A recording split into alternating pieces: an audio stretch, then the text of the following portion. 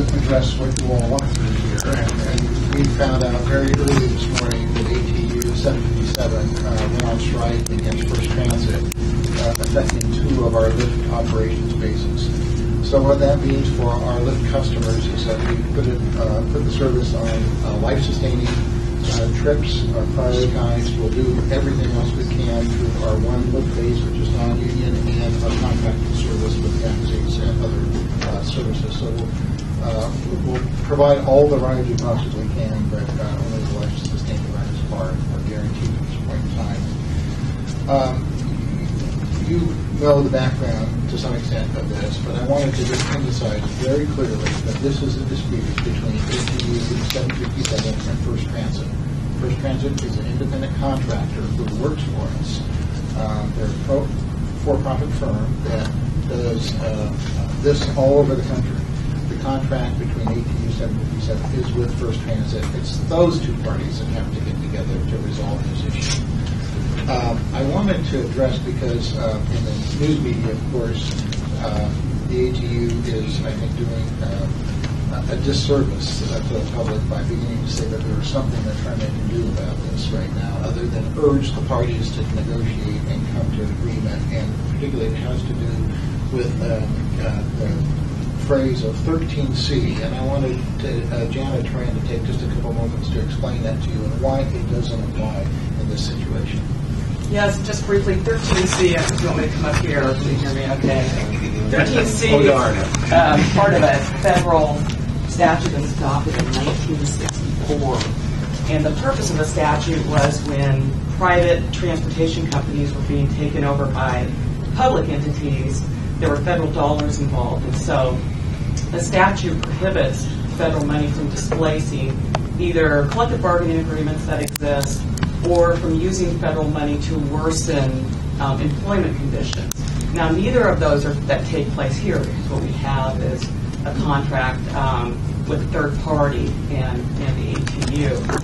So that doesn't apply. The other thing is the 13C agreement, which was agreed to between TriMet and ATU in 1980, doesn't apply here because by its terms, it doesn't apply to paratransit, which is what the First Transit issue is about. So neither statutorily or by the terms of the agreement doesn't apply. So obviously, thank you, Janet.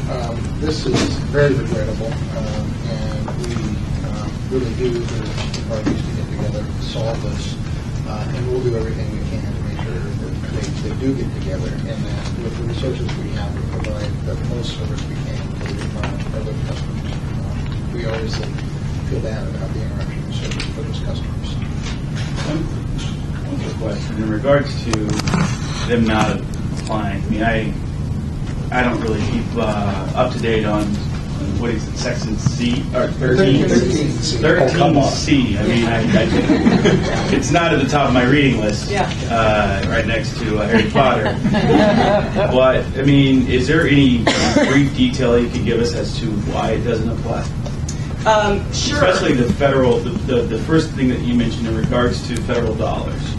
Right. So, historically, what happened was private transportation companies were not able to provide transportation, and they were essentially going bankrupt. So in the 1960s, what you had is you had the federal government coming in, bringing federal dollars, and essentially helping local governmental entities take over these transportation districts.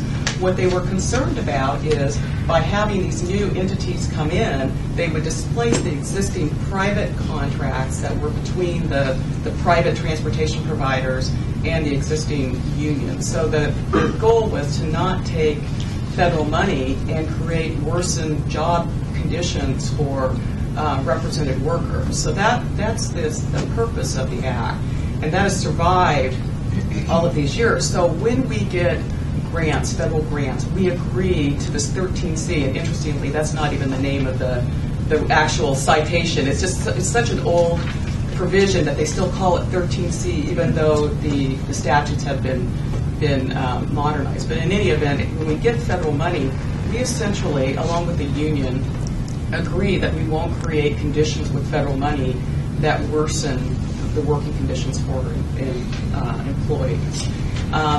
Now, that agreement is specific, and it has provisions in it about how it applies. What the ATU has contended is that there is an arbitration clause in there that compels arbitration, among other things. But that's essentially what they're focused on. But also, within the agreement, the terms of the agreement, so in other words, the ATU agreed that the 13C agreement doesn't apply to paratransit operations.